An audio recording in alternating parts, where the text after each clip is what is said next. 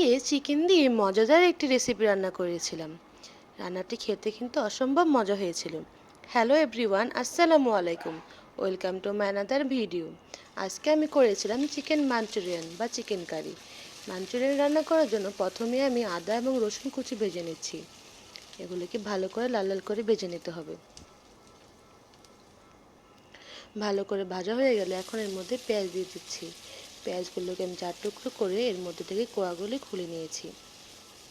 এগুলোকে ভালো করে ভেজে নেব।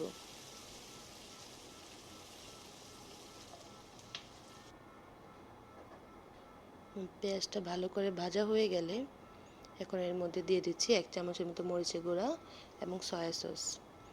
এই উপকরণগুলোকে ভালো করে আবারও মিশিয়ে নিচ্ছি। কিছুক্ষণ মেশানো হয়ে গেলে এর মধ্যে দিয়ে দিচ্ছি ভিনেগার। ভিনেগার দেওয়ার পরে আবারও ভিনেগারটি ভালো করে মিশিয়ে নিচ্ছি। এভাবে কিছুক্ষণ রান্না করে নিলাম। এই পর্যায়ে দিয়ে দিচ্ছি 2 টেবিল চামচের মতো টমেটো সস।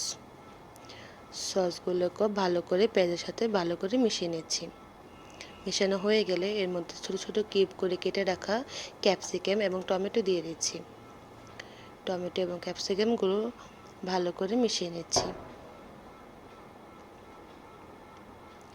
এখন দিয়ে দিচ্ছি আগে থেকে ভেজে রাখা চিকেনগুলোকে খুব সুন্দর করে ভেজে নিয়েছিলাম। সময় স্বল্পতার কারণে ভিডিও করতে পারিনি।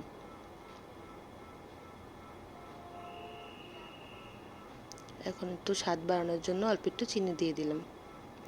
এখন সবগুলো উপকরণকে ভালো করে নেড়েচেড়ে মিশিয়ে নিচ্ছি। এখন একটু লবণ দিয়ে দিলাম।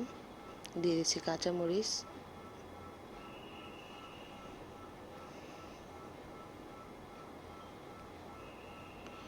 এখন সব কিছু ভালো করে সিদ্ধ হওয়ার জন্য পরিমাণ মতো পানি দিয়ে দিচ্ছি।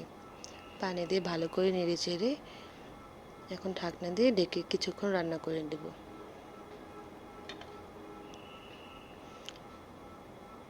ঢাকনা উঠে আবার একটু নেড়েচেড়ে নিচ্ছি।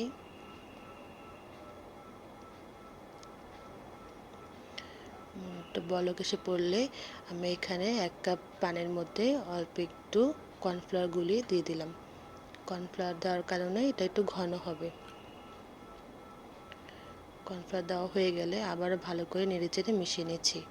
এভাবে কিছুক্ষণ রান্না করে ঝোলটা শুকিয়ে আসলেই হয়ে যাবে আমার চিকেন মাঞ্চুরিয়ান।